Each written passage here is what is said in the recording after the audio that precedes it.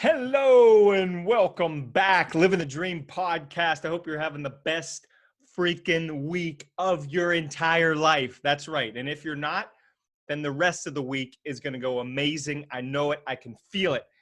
Okay, what are we talking about today? Well, you already know because you clicked on this episode. Do not hold back. Do not hold yourself back. Think about it. Have you ever held yourself back from something? Of course, we all have. I have. I mentioned a few episodes ago how I held myself back from starting my podcast. I held myself back because I should have quit drinking alcohol a lot sooner than I did. I held myself back not trying to become a better public speaker because I was worried about what other people would think of me. I've held myself back constantly. I'm sure there's times you could think about right now that you've held yourself back. This happens a lot in the health coaching world or the personal training world. People hold themselves back from working out, especially lifting weights because they're intimidated. I just had a discussion with a friend about this.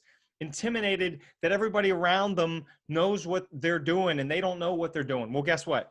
Everybody around you, and mean this in a very nice way, but they don't care about what you're doing. They're so focused on their workout and how they look and what they're doing and that their form is good, that they don't have time to worry about you lifting weights off on the side over there. So go for it. Live your life. Now think about this. We're going to get a little morbid, but I think death needs to be talked about much more often than it is. I really believe that. I think there's a lot of key takeaways we can learn from it. But think about this. When somebody dies, what happens? Think about it. What happens? Family and friends cry, usually. You hope, because that means the person meant something to them. It's horrible for most people that are around this individual. The funeral typically has some sad moments, maybe has some laughs too as you share memories, but has some sad moments. Then a month after the funeral, after the person dies, 95% of the people that knew this individual, that knew the deceased, have completely forgotten about him or her and are back to their own lives. They're back to their own problems. They're back to their own challenges. They're back to their own family. Things are going on in their life. 95%, it might even be higher than that. And some people may say, well, Matt, that's kind of sad that nobody's going to be like just thinking about me for long. This is liberating. This is so liberating. It's insane. It's so freeing. Think about it. 95% of the people you know, and this is going to come off not exactly how I want it to maybe, but they don't give two craps about you. And what I mean by that is, I don't mean that they don't give two craps about you. Me either. 95% of the people in my life, outside of close friends and close family, will probably move on a week or two after I'm gone, right? It's just the truth. It is the absolute truth. I mean, you can even think about some celebrities when they die. I mean, most people don't even know who this is, and they will mourn for a day or two. And then guess what? A week later, they got a problem with their electricity in their house. They're worried about that. They have this goal. They want to go out. They're not worried about the celebrity that died last week. 95% of the people will move on quickly. Now, I'm not going to downplay if somebody had a close friend or family member pass away. I can't even imagine how horrible that would be. A parent, a sibling, a child, God forbid. I'm not downplaying that at all. What I'm saying is that outside of that close sphere of people, majority of people are going to move on. And I'm sure you could think of a time where you went to a funeral and then a week later, you never thought of the person. Maybe you haven't thought about that person until you're listening to this episode. This is so liberating to me. And I think there's two different points that I'm trying to make. The first one is, why worry about what other people think of you? If this is true, this 95% of people are going to move on after you're dead anyways, why care about what other people think of you? They have so many problems of their own. Most people are likely, they don't even know what you're doing. And I know, and it's hard. And I do this to myself as well. Like, you think about, what's that person going to think? That I don't know about, my mom may not like that. My friend may not like that. Like, who cares?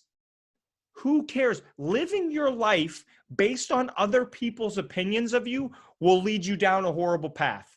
Horrible path. And I know because I've done it. I did it. I did it in college. I did it after college.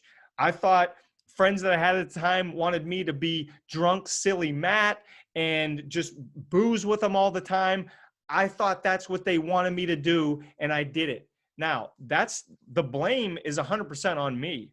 It's 100. I picked the people I surrounded myself with, but then I wanted to try to impress them. I wanted to fit in. So I did some things that I probably shouldn't have done. The point is, now I've changed my life because I'm living life on my terms. Living your life based on other people's opinions is a disaster waiting to happen. At some point, it will break you. And then it could lead to resentment, which is never good. Let's say you're living your life because your mom said you should have this job, and then you go have that job. And then you realize this isn't what you want to do. You could have resentment towards your mom in that scenario. You don't want that. Better to do what you want to do, maybe have an awkward, tough conversation with your mom, and then time heals all wounds and you're happy and your relationship with your mom is better because you're doing what you want. The final thing I'll say is buying things to impress people that we don't even like is a disease in this country and probably in the world. I cannot speak to the rest of the world, but it's a disease in this country. If you buy a home or a car or a watch or a gold chain because you think somebody that you most likely do not even like or respect their opinion will like you more, that is a massive, massive issue. And I think that's going on constantly all over this country. As much as I love the United States, and I do love this country hardcore. If you follow me on social media, I'm sure you've seen me post a lot of things about how much I love this country. That is something that needs worked on, is forgetting about what trying to impress other people, most of which you may not even like. This is a big, big deal. So that's number one of the whole point I'm trying to make is why worry about what other people think of you if 95% of them are going to forget you within a month after you're gone anyways? Not forget you, but you know what I mean. They're not going to worry about you 6 months after you're gone. Number two is do not hold back. Why hold yourself back? 95% of the people are going to move on after you're gone. So why not maximize your life now? Have a huge impact, as much of an impact as you possibly can. And by the way, when I say huge impact, I don't mean go out there and inspire 10 million people. Maybe your role, what you feel deep down in your heart is you're going to help out one or two people, but in a big way. Maybe that's your role. As a mother, I mean, think about the mothers are, I mean, such heroes, and maybe their sphere of inspiring is their two kids and their spouse. Well, how massive of an impact is that? And then who knows what those two kids may do when the mom is long gone? Maybe they're inspiring millions of people because the mom inspired them. So the point is, do not hold back. I beg you, don't hold yourself back. We are on a ball in the middle of nowhere, spinning around on this thing called Earth. Don't hold yourself back. Go for it. We got one shot to be on this crazy little spinny thing for a few years, and then we're gone. Let's not hold back. Let's go for it. Not worry about other people's opinions of you and get after it. So the takeaway, the take-home message is as simple as this. Stop caring about what other people think of you. Do not hold yourself back. Go for it, take action, and keep moving forward on your terms for what you want to go after. Whatever the impact is you want to have on the world, go after it and start attacking. All right, this gets me fired up because this whole idea of death, I really think, and I've talked about this on a previous podcast, but there's a book called The Untethered Soul. Chapter 17 of The Untethered Soul talks about contemplating death. And the whole idea is this. If this is the last week you spent on planet Earth, how would you treat people? How much nicer would you be versus getting angry at them or holding grudges at them? And I think thinking about that, it's helped me I can't even say I owe Michael Singer as the author a huge thank you, because it's a big deal. If you think about, this could be your last week ever, because millions of people, it's going to be, maybe not millions, thousands of people, it's going to be their last week this week.